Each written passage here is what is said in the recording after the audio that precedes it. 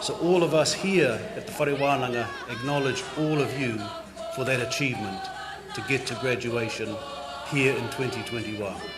I reflected with some sadness, but mostly hope and pride, on how our graduates of an Indigenous higher education at Te Whare Wānanga Wawanuiarangi, would go out into the world as cultural specialists, grounded by tupuna wisdom, values, beliefs, aware, knowledgeable, and respectful, ready to hear any idea or opinion or perspective, even if it differed from their own.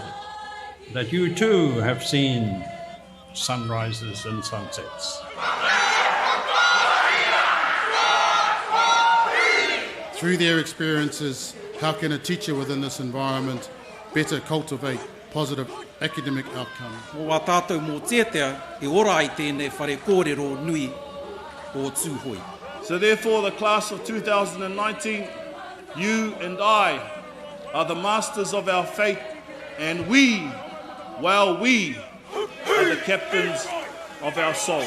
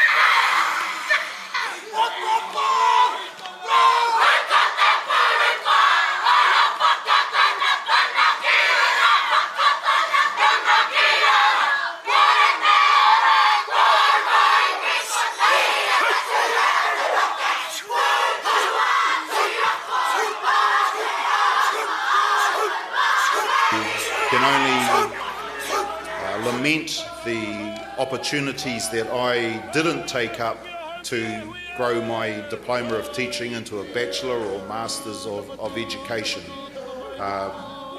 So I acknowledge you and congratulate you on your wonderful achievement today.